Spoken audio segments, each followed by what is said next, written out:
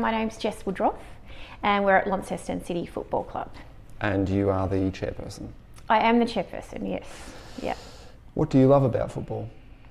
Oh, I love lots about football. I love watching the game be played, watching what happens on the sidelines, but most of all, I love the community behind football. I love what it does, how it brings people together.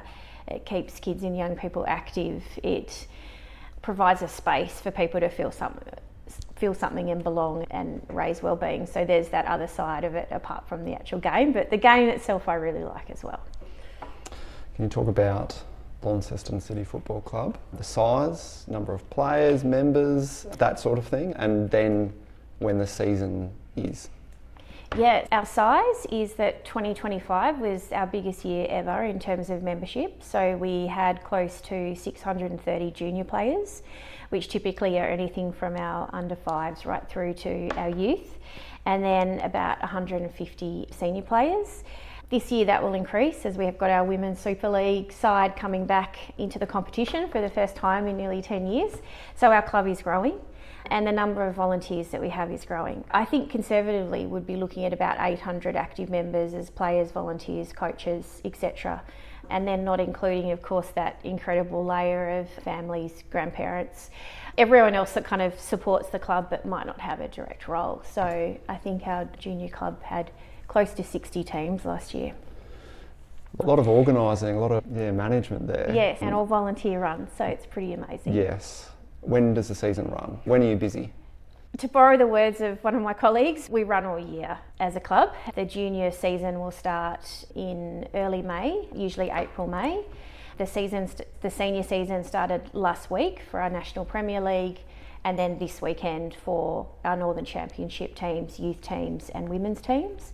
So it's a much concentrated period of April to September.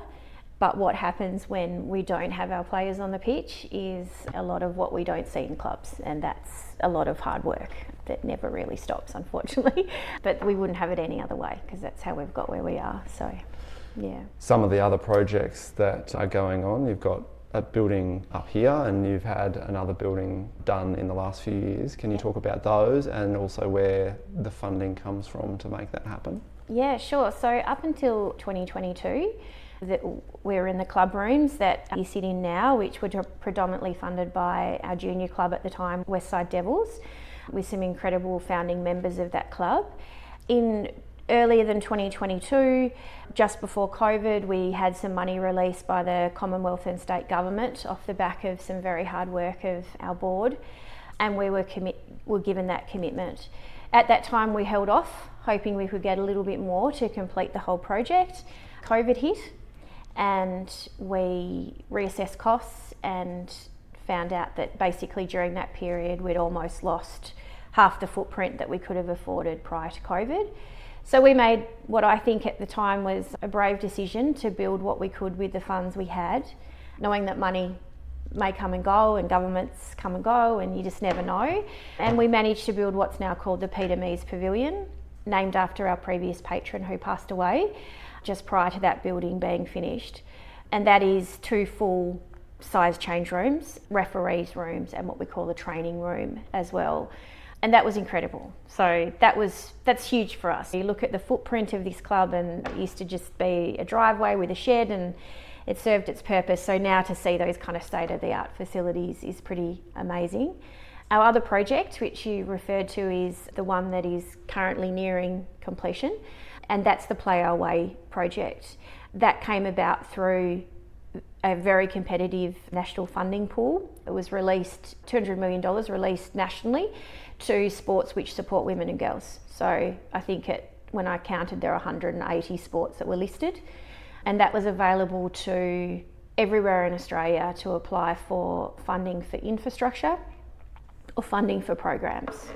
I think at the time we made a really brave step that we had a good story to tell. We had 40 years of playing female football in this state.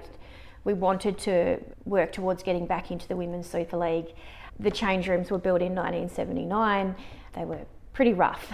So often when politicians would come or VIPs, we would show them deliberately because they would walk in and like not want to walk out straight away. So they weren't serving their purpose anymore. They were pretty rough and ready and not child safe and not particularly great to be in. So we put our hat in the ring and we did a submission, and then we found out that submission had been invited to go into the second stage.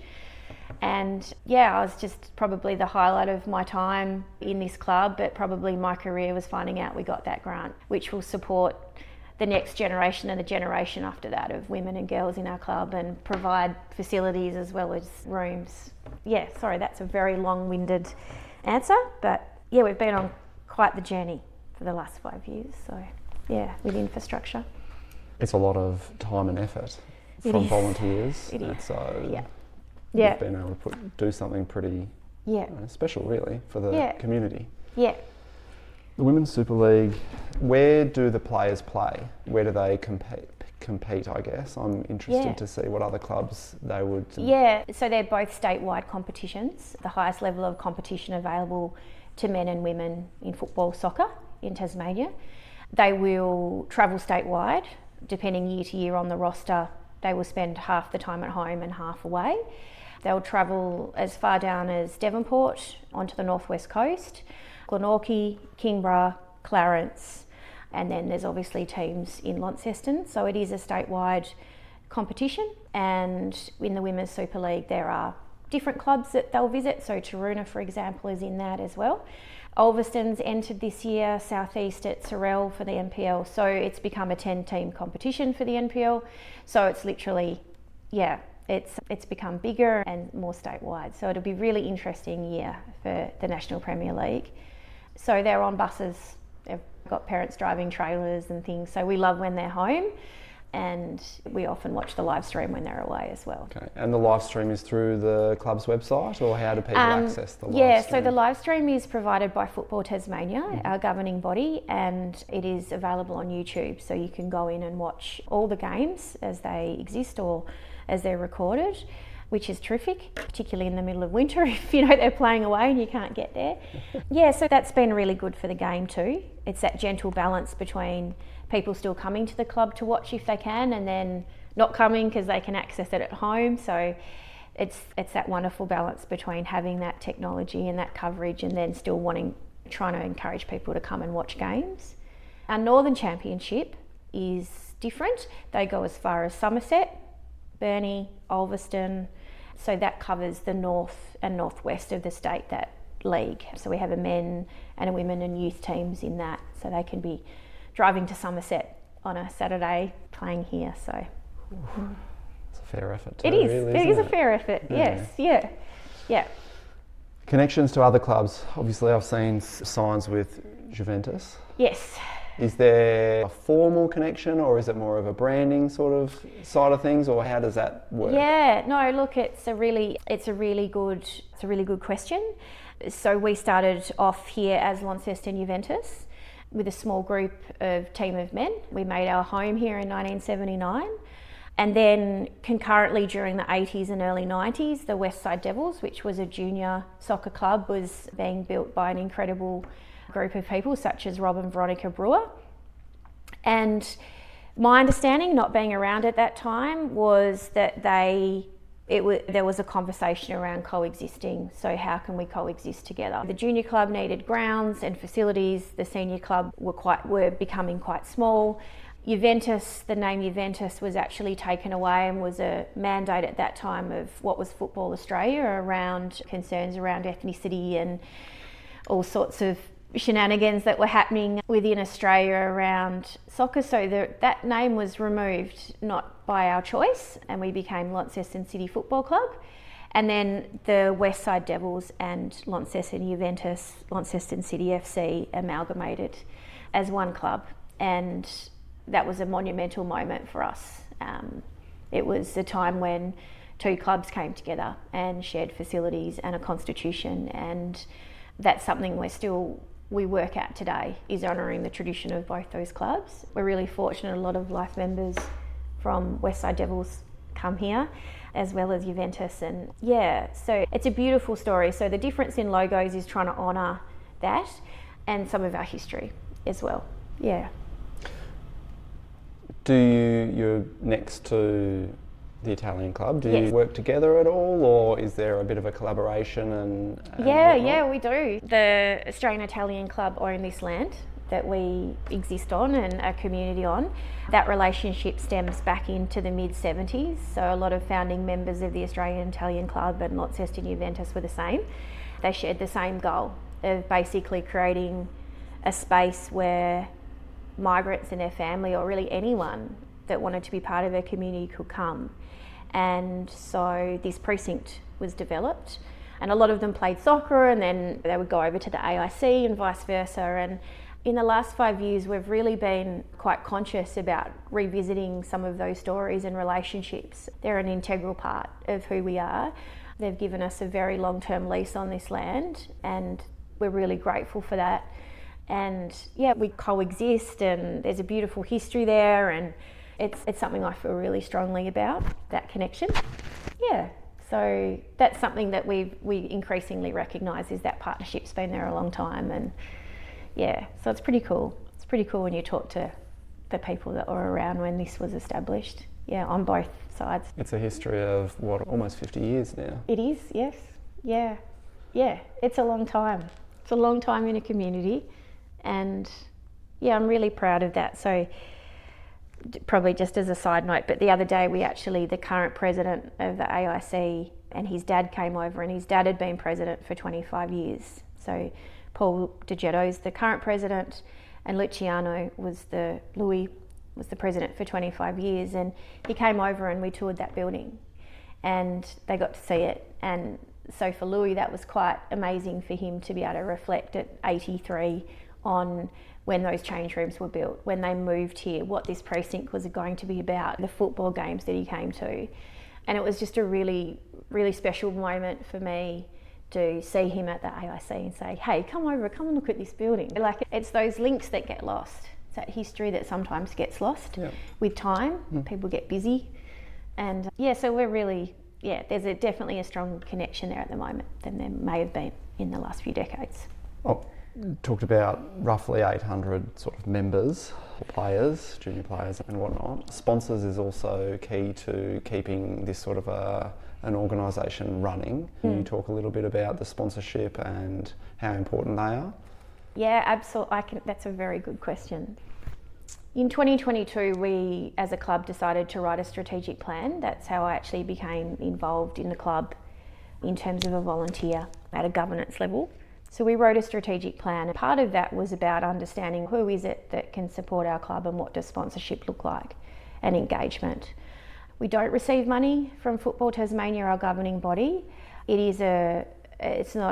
We pay fees to be part of the league, so we don't get a dividend, unlike other sports. So we are fully self-sustainable, apart from grants for infrastructure. So the importance of looking at sponsorship isn't lost at us, and we've spent a lot of time trying to get that and trying to build that. So when you look around, there are businesses that we give ground signs to, and we have an amazing sponsor in Freestyle Signs FX who help us out. We have people and businesses that sponsor individual players, which is incredible. And then there's that next level of engagement with sponsors that want to sponsor the club or sponsor teams or provide us with food or beverages or contra products that keep our club running. So last year we hit 60 different sponsors, and you've probably seen the banner behind you. They range from team sponsors through to home ground sponsors through to the sponsors that help the club to provide food and events. And this year we've continued to grow. The generosity and the interest of our community and the people that will put their hand up and say, I'd like to sponsor a team, or I'll do a ground sign or whatever, is without a doubt incredible.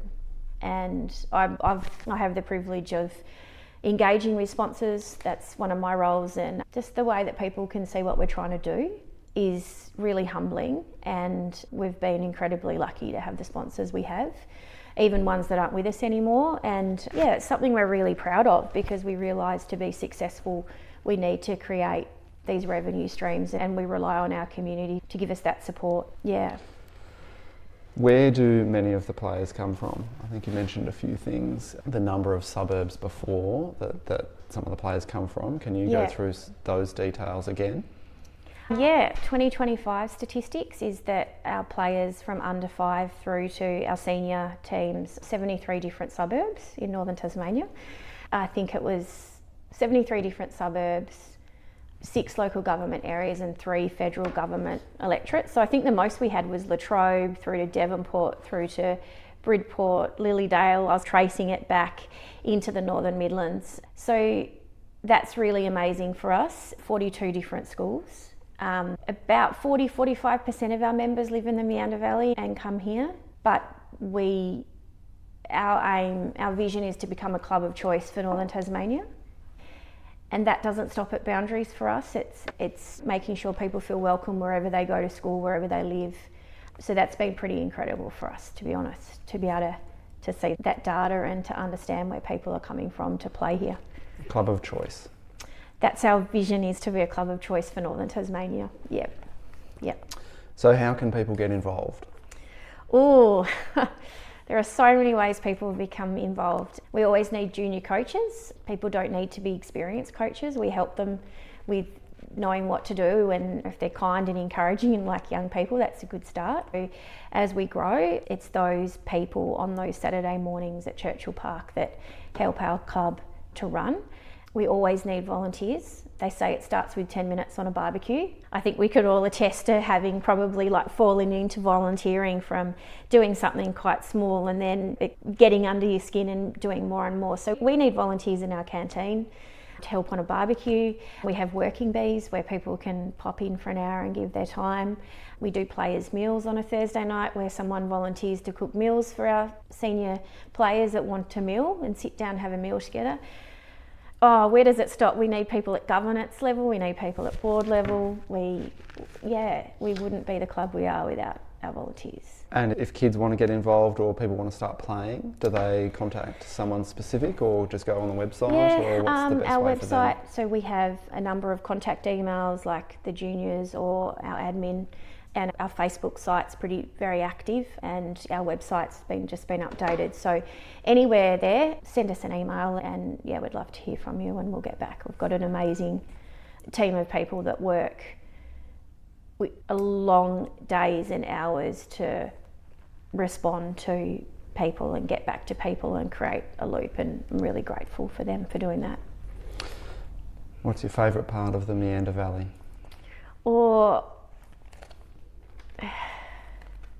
I have to say probably around Westbury. I've spent a lot of time out there, but I think it's all really beautiful actually. I've also seen Hadsburn lately. I've been to Deloraine many times. I can't probably pin it down, to be honest. I do Prospect Vale, I've got to say. That's probably my favourite part of the Meander Valley, but it's an amazing region to be part of, and we're really proud of being there and that kind of gateway to the Meander Valley in some ways. They're looking out at it all the time. I can't, probably Prospect Vale, probably Launceston City Football Club would be my favourite part. Wonderful. Thank you, Jess. That's okay.